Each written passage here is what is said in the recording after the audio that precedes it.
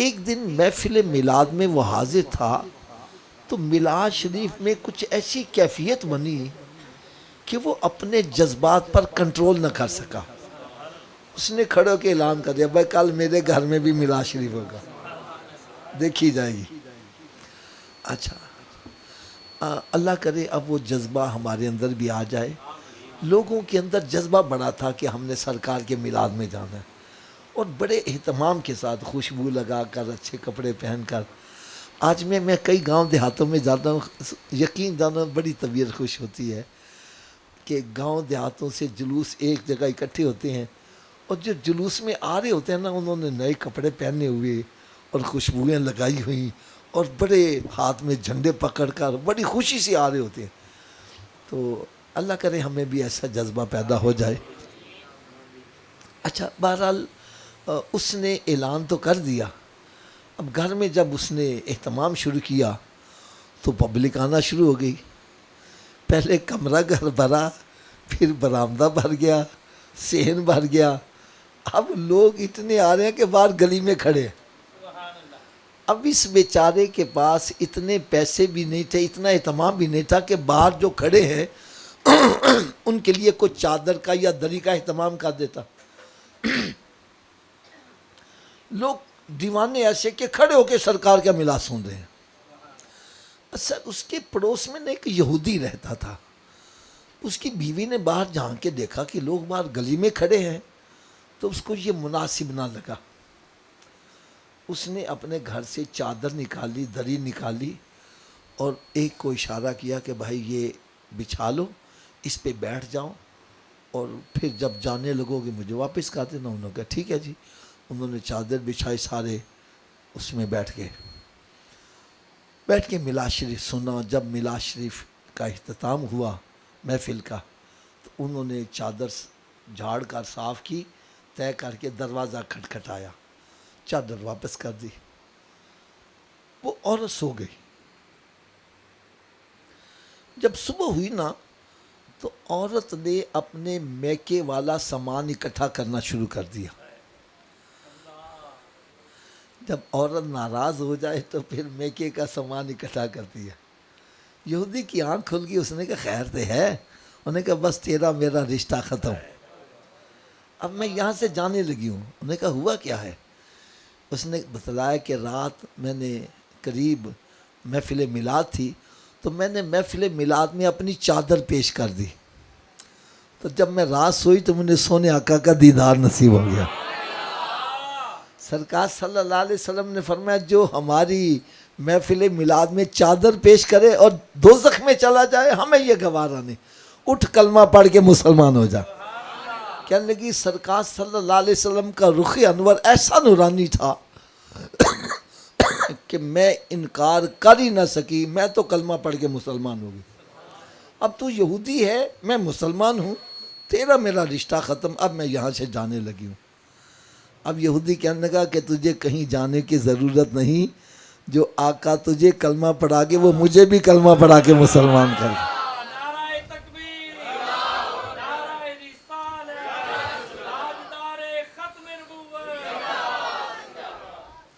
تو وہ لوگ خدا شاہد قسمت کے سکندر ہیں جو سرور عالم کا میلاد مناتے ہیں. لیکن یہاں میں ایک بات عرض کروں گا, اگر ناراض نہ ہو تو. اتر کر ہرا سے سوئے قوم آیا اور ایک نسخہ کیمیا ساتھ لایا. وہ نسخہ کیمیا کیا تھا؟ قرآن مجید. کیا تھا؟ اونچی بولو ذرا. صحابہ کرام علیہم رضوان جب انہوں نے اسلام قبول نہیں کیا تھا تو حالت یہ تھی بچیوں کو زندہ دفن کر دیا کرتے تھے, اور جس کے گھر میں بچی پیدا ہوتی تو صف ماتم بچھتا تھا. اور پھر ان کا ذریعہ معاش کیا تھا؟ قافلوں کو لوٹنا. یہ ان کا ذریعہ معاش تھا. قتل و غارت عام تھی, جس کی لاٹھی اس کی بھینس والا حساب تھا. لیکن نبی پاک صلی اللہ علیہ وسلم کی جب ولادت ہوئی, سرکار صلی اللہ علیہ وسلم کی جلوہ گری ہوئی, سرکار صلی اللہ علیہ وسلم قرآن لے کر آئے تو جس نے قرآن پڑھا اس پر عمل کیا ان کی زندگیوں میں انقلاب آنا شروع ہو گیا۔ حضرت صاحب ویسے بڑی توجہ سے سننا، میری مختصر سی چند باتیں ہوں گی، اللہ کرے دل پہ چوٹ کر جائے۔ یعنی انقلاب کس طرح آیا، کیسا آیا؟ میں صرف ایک مثال دوں گا۔ حضرت سیدنا عمر فاروق رضی اللہ تعالیٰ عنہ 22 لاکھ مربع میل پر حکومت کر رہے ہیں۔ کتنا جی؟ کسی نے کہا عمر واہ کیا بات ہے، 22 لاکھ مربع میل پر حکومت کر رہے ہو۔ حضرت سیدنا عمر فاروق رضی اللہ عنہ کی آنکھوں سے آنسو جاری ہو گئے۔ کہنے لگے میں وہی عمر ہوں جس کا باپ اس کو اونٹ چرانے کے لیے بھیجتا تھا تو 4 اونٹ مجھ سے سنبھالے نہیں جاتے تھے، قابو میں نہیں آتے تھے۔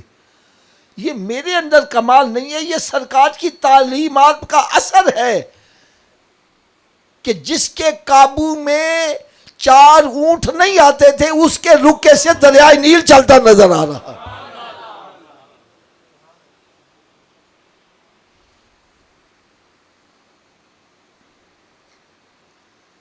جس کو اتنی عظمت اور شان ملی کہ مسجد نبوی شریف میں کھڑے خطبہ دے رہے ہیں، دوران خطبہ ارشاد فرمایا یا ساریہ الجبل، اے ساریہ پہاڑ کی طرف متوجہ ہو۔ شاہ بھائی کرام حیران ہے کہ ساریہ تو یہاں ہے نہیں، وہ تو نہاوند کے مقام پر جنگ کرنے گیا ہوا ہے، اب یہاں پکارے ہیں۔ انہوں نے وقت اور ٹائم نوٹ کر لیا۔ جب حضرت ساریہ رضی اللہ عنہ واپس آئے تو پوچھا بھائی تیرے ساتھ جمعے والے دن کو واقعہ پیش آیا؟ کہنے لگے خدا کی قسم اگر عمر فاروق کی مدد نہ پہنچی تو ہم ہلاک ہو گئے ہوتے۔ کہنے لگا ہوا کیا؟ کہنے لگے ہم نے جب کافروں پر حملہ کیا تو پہلے حلے میں وہ میدان چھوڑ کے بھاگ گئے۔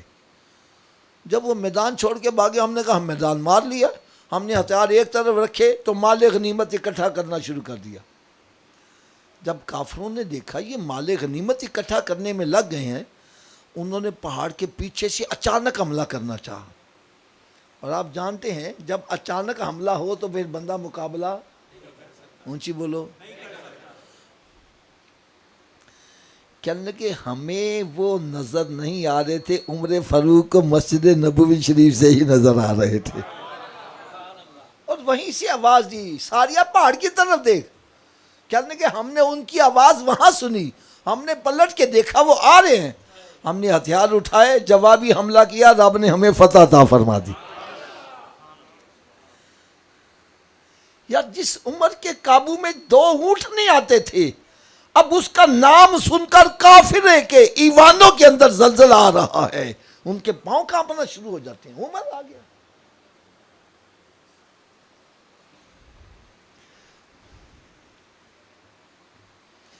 آج ہمارے اندر وہ چیز کیوں نہیں ہے؟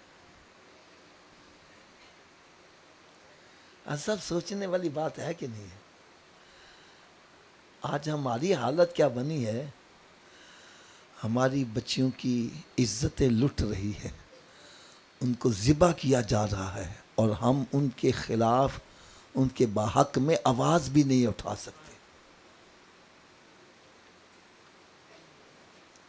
اور قرآن مجید سے افضل کتاب کوئی نہیں ہے، اور قرآن مجید اللہ کا کلام ہے، اور قرآن مجید میں رب تعالیٰ نے فرمایا وَمَنْ أَصْدَقُ مِنَ اللَّهِ قِيلًا، اللہ سے بڑھ کر سچا کون ہو سکتا ہے؟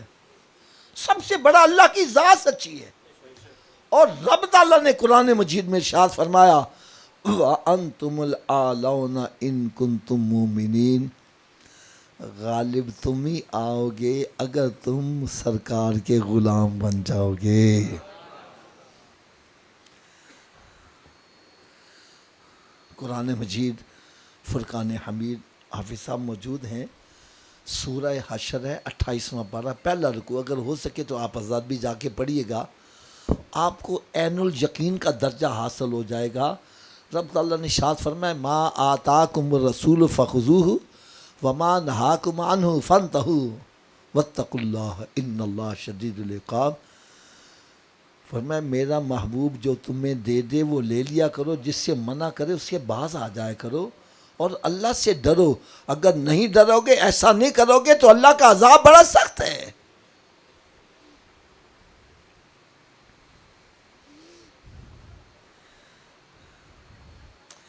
اب میں ایک لمحہ فکریہ دینے لگا ہوں.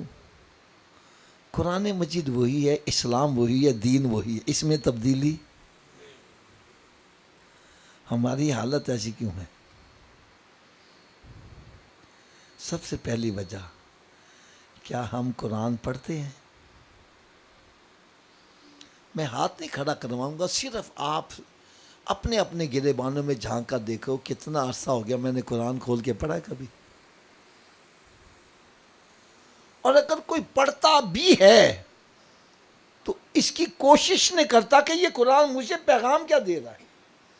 بھئی اللہ کا پیغام ہم سمجھیں گے، اس پر عمل کریں گے، زندگی میں انقلاب آئے گا. ہم سمجھنے کی کوشش نہیں کرتے. ہماری تو حضرت صاحب اللہ تعالیٰ معاف کرے، اللہ تعالیٰ معاف کرے، حالت یہ بنی ہے. قرآن مجید گھر میں رکھا ہے، پڑھنے والا کوئی نہیں، گھر والے اٹھا کر مسجد میں بھیج رہے ہیں قرآن مجید، اور کوئی ایسے بدبخت ہے ردی کی ٹوکریوں میں قرآن پاک ڈال رہے ہیں. ہمارے قریب مغل پورے کی نہر ہے، جب اس کی بھل صفائی ہوتی ہے، اللہ تعالیٰ معاف کرے، کتنے قرآن مجید وہاں سے نکلتے ہیں. یہ ہمیں سزائیں مل رہی ہیں. آج ہم قرآن پاک کے ساتھ کیا سلوک کر رہے ہیں؟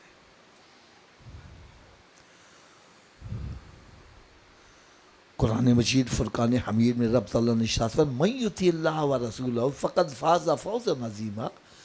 جو اللہ تعالیٰ اور اس کے رسول کی اطاعت کرے گا بس وہی کامیاب ہوگا. کیا ہم سرکار کے کہے پر عمل کر رہے ہیں؟ نعتیں تو ہم بڑی پڑھتے ہیں، سب سے اعلیٰ و اولیٰ، سب سے بالا و اعلیٰ، اپنے مولا کا پیارا، دونوں عالم کا دولہ. جو عالم کا دولہ ہے اس کی بات ہم مانتے ہیں. یار میلاد ہم اس نبی کا منا رہے ہیں جس کا کہا سورج بھی مان رہا ہے، چاند بھی مان رہا ہے، جن کا کہا جانور بھی مان رہے ہیں، درخت بھی مان رہے ہیں، جن کا کہا پتھر بھی مان رہے ہیں. ہم امتی ہو کے اس نبی کا کہا نہیں مانتے. ناراض نہ ہونا، میں آپ کو بالکل سادہ سی گفتگو کروں گا. میرے آقا صلی اللہ علیہ وسلم نے ارشاد فرمایا فجر کی نماز پڑھا کر، تیری روزی میں برکت ہوگی. کیا ہوگی؟ اچھا حضرت صاحب مہنگائی کا رونا سارے رو رہے ہیں، علاج کوئی بھی نہیں کرتا. آپ کہیں گے مہنگائی کا علاج کیا ہے؟ میں نے کہا بھائی ہمارے نزدیک تو پتہ کیا علاج، جدی 50,000 تنخواہ میں 60,000 ہو جائے مہنگائی ختم ہو جائے. میں کہا جڑا 60 کما رہا وہ ٹھیک ہی گئے، جو 60 لاکھ بھی مہینے کا کما رہا ہے وہ بھی رو رہا ہے. تو پیسے زیادہ ہونے سے، آمدن کے ذرائع زیادہ ہونے سے مہنگائی ختم نہیں ہوتی. مہنگائی ختم ہوگی کب؟ جب اللہ تعالیٰ تیری کمائی میں برکت ڈال دے گا. برکت کا کیا مطلب ہے؟ برکت کا مطلب سمجھاؤں، ایک مثال دوں گا. اللہ کرے میری بات یہ دل پہ چوٹ کر جائے. یار ایک نوجوان لڑکا، اس نے ماں باپ کی بڑی خدمت کی، اللہ تعالیٰ اس کی خدمت سے بڑا راضی ہوا. تو اس کو خواب کے اندر اشارہ ہوا کہ تیری خدمت سے رب بڑا خوش ہوا ہے، تجھے انعام دیا جا رہا ہے. فلاں درخت کے نیچے ایک پتھر پڑا ہوگا، اس کو اٹھاؤ گے اس میں سے 1 درہم مل جائے گا. وہ بچہ فوراً کہتا ہے جی اس میں برکت ہوگی؟ کہنے لگے نہیں برکت نہیں. کہنا برکت والا چاہیے، برکت کے بغیر والا. اسی کہنا پیسہ آنا چاہیے، پاویں چوری دا ہوئے، پاویں ڈکیٹی دا، پاویں سودی ہوئے، پاویں رشوت دا ہوئے، پاویں بہناں دی جائیداد تے قبضہ کر کے آوے، پاویں پڑوسیاں دی جگہ تے قبضہ کر کے آوے، پیسہ آنا چاہیے. اصل میری باتیں کڑوی تو لگ رہی ہوں گی آپ کو. کہنے لگا مجھے بے برکتہ پیسہ نہیں چاہیے. اگلا دن پھر اشارہ آتا ہے 2 درہم. کہنے لگا برکت ہوگی؟ کہنے لگا نہیں. بڑھتے بڑھتے 25 درہم تک آ گئی، یعنی سمجھو 25,000۔ کہنے لگے برکت ہوگی؟ کہنے لگے نہیں۔ پھر اگلے دن حکم ہوا 1 درہم ملے گا، کہنے لگے برکت ہوگی؟ کہنے لگے ہاں۔ کہنا 1 قبول 5 قبول۔ حضرت جی گل سمجھ آ رہی ہے؟ برکت والا 1 قبول 5 بے برکت ہے۔ اسی کدی ایسا کرنے ہیں؟ ہم نے تو یہ کنڈی نکال دی ہوئی ہے، جو آئے ہڑپ، جو آئے ہڑپ، رکاوٹ ہے ہی کوئی نہیں۔ اللہ حدیث مبارکہ میں آتا ہے کہ انسان کے بدن کا وہ گوشت جو حرام مال سے پلتا ہے جنت میں داخل نہیں ہو سکتا۔ ڈرو اس آگ سے جس کا ایندھن انسان اور پتھر بنا دیے گئے۔ بہرحال گیا، درخت کے نیچے پتھر پڑا تھا، اٹھایا، اس میں سے 1 درہم مل گیا، لے کے گھر آ رہا ہے۔ برکت کیا ہے سنو۔ راستے میں ایک مچھلی فروش کھڑا ہے، کہنے لگا بھائی ایک مچھلی مجھے، اس نے کہا جی 1 درہم دو، بڑی مچھلی لے کے گھر آ گیا۔ جب مچھلی کا پیٹ چاک کیا، اس میں 2 لال ایسے نکلے کہ سوائے بادشاہ کے کوئی خرید ہی نہیں سکتا تھا۔ اس نے کہا میں تجھے 2 دن دیتا ہوں، جتنا مرضی مال اٹھا کے گھر لے جا، یہ لال مجھے دے دے۔ ارے برکت والا ایک آیا تو اللہ تعالیٰ نے قطرے سے سمندر بنا دیا، اور برکت اٹھ جائے تو سمندر کو رب تعالیٰ قطرے میں تبدیل کر دیتا ہے۔ مہنگائی کا علاج آمدن کے ذرائع بڑھنا نہیں ہے، مہنگائی کا علاج کیا ہے؟ تیری کمائی میں، تھوڑا سا اونچی آواز سے بول دو۔ اور برکت حاصل کرنے کا طریقہ کیا ہے؟ میرے آقا صلی اللہ علیہ وسلم نے ارشاد فرمایا فجر کی نماز پڑھا کر، تیری روزی میں برکت ہو جائے گی۔ یار جی میں ایسی چیخاں مارنے، مہنگائی بڑی ہو گئی ہے، چاہیے تو دو کہ فجر میں اتنے بندے مسجد میں پہنچے کہ مسجد میں جگہ ہی نہ ملے، اور دیکھا جائے تو بندے وہی 2-4 مسجد میں آتے ہیں، باقی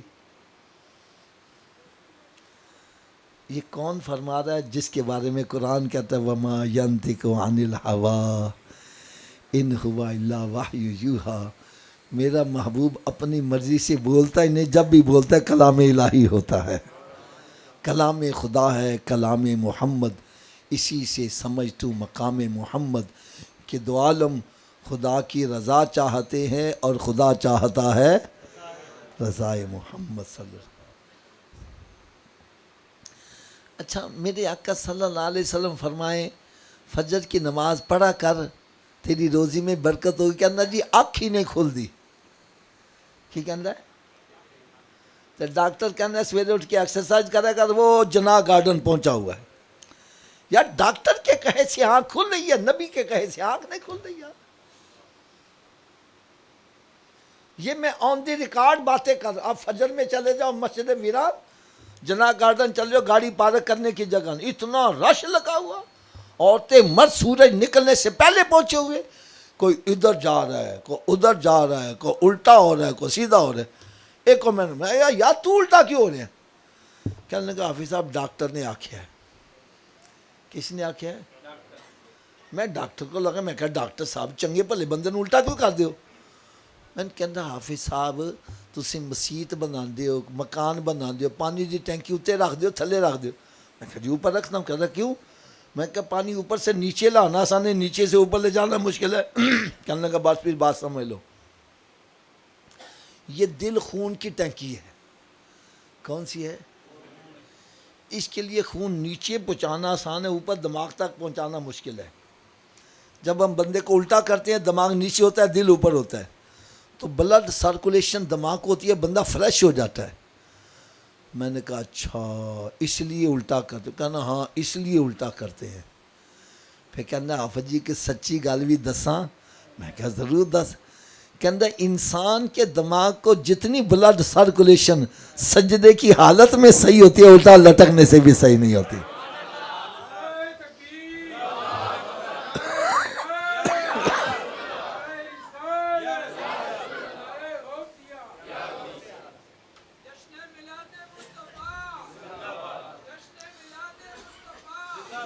میں نے کہا بھائی تو ڈاکٹر کی بات مانے گا، ایک مرتبہ دماغ تازہ کرے گا، آپ میرے آقا کا غلام بن جا، روزانہ 5 مرتبہ تیرا دماغ تازہ ہوتا رہے گا۔ یہ ایک سجدہ جسے تو گراں سمجھتا ہے، 1000 سجدوں سے دیتا ہے آدمی کو نجات۔ اچھا حضرت صاحب میری دعا ہے اللہ تعالیٰ ہر مسلمان کو بیماریوں سے محفوظ رکھے، اور جو بیمار ہو چکے ہیں اللہ تعالیٰ ان کو شفاء کاملہ عطا فرمائے۔ میں سمجھانے کے لیے ایک بات کہنے لگا، ایک بندہ بیمار ہو جاتا ہے، ڈاکٹر کے پاس جاتا ہے، ڈاکٹر چیک اپ کر کے کہتا ہے صوفی جی تسی چھوٹا گوشت چھاڑ دیو، تسی حضرت جی بڑا گوشت چھاڑ دیو، تسی حضرت جی نمک چھاڑ دیو، تسی میٹھا چھاڑ دیو۔ یار سچی بات کرنا کوئی ڈرنے کی بات نہیں ہے، چھوڑ دیتے ہیں کہ نہیں چھوڑ دیتے؟ اونچی بولو یار۔ اچھا اب میں سے کوئی بتلائے گا چھوٹا گوشت حلال ہے کہ حرام ہے؟ اونچی بولو یار۔ بڑا گوشت، نمک، مٹھا، یار ڈاکٹر کے کہے سے حلال چھوڑ دیتا ہے، نبی کے کہے سے حرام نہیں چھوڑا یار۔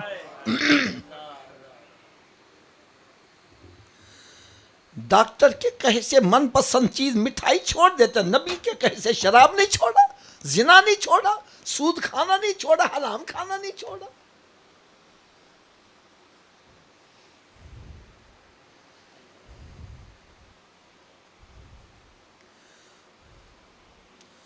ایک ہمارا دوست ہم مٹھائی بڑی کھاتا تھا، ایک مرتبہ اس نے مٹھائی کھانا چھوڑ دی، میں کہا یار انہیں کھانا ہے؟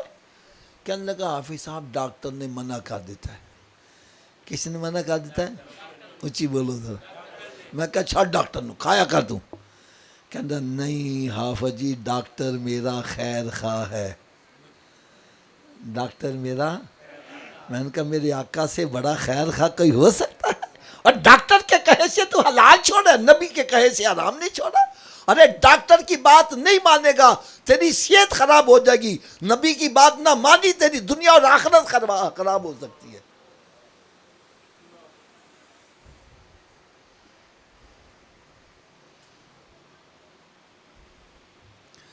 اور میری بات یہ کان کھول کے سن لو، بلکہ دلوں پہ نقش کر لو،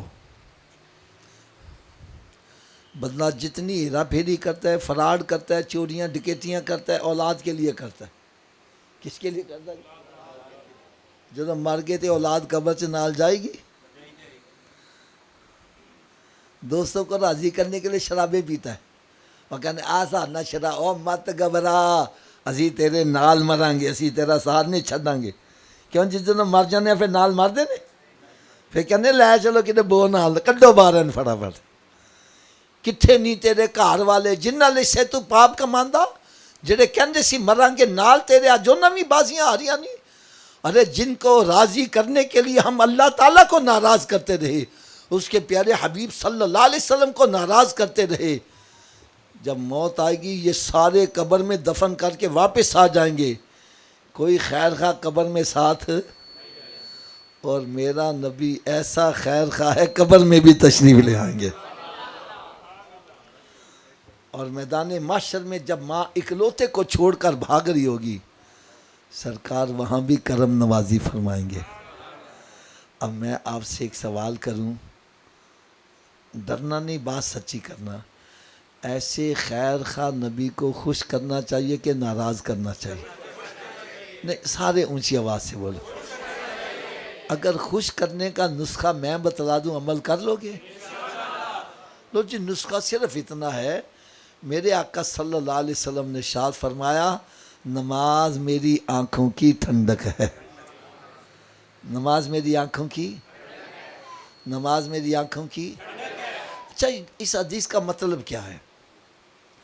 مطلب میں یہ سمجھا ہوں، میرے آقا صلی اللہ علیہ وسلم نے ارشاد فرمایا میرے امتی جب میں تجھے نماز پڑھتے دیکھتا ہوں میری آنکھیں ٹھنڈی ہو جاتی ہیں۔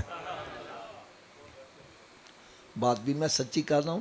حضرت صاحب آپ رات کے پچھلے پیر اٹھو، آپ کا بیٹا جائے نماز بچھا کے نماز پڑھ رہا ہو، آپ کی آنکھیں کتنی ٹھنڈی ہوں گی؟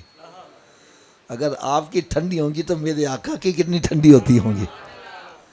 تو اگر میری اس بات سے آپ متفق ہیں تو تھوڑا سا اونچی آواز سے جواب دیجیے گا۔ جب ہم نماز پڑھتے ہیں تو میرے آقا کی آنکھیں تھوڑا سا اونچی آواز، سرکار کی آنکھیں، اور جب ہم نماز نہیں پڑھتے، روزہ نہیں رکھتے، شراب پیتے ہیں، زنا کرتے ہیں، فراڈ کرتے ہیں، جھوٹ بولتے ہیں، غیبتیں چغلیاں کرتے ہیں، گالی گلوچ کرتے ہیں، ماں باپ کی نافرمانی کرتے ہیں، خونی رشتوں کو توڑتے ہیں، کیا سرکار کی آنکھیں پھر بھی ٹھنڈی ہوتی ہیں؟ تو بھائی میرے یہ ہاتھ بندے دیکھو، خدا کے لیے میرے آقا کے میلاد کی محفل کو بدنام نہ کرو۔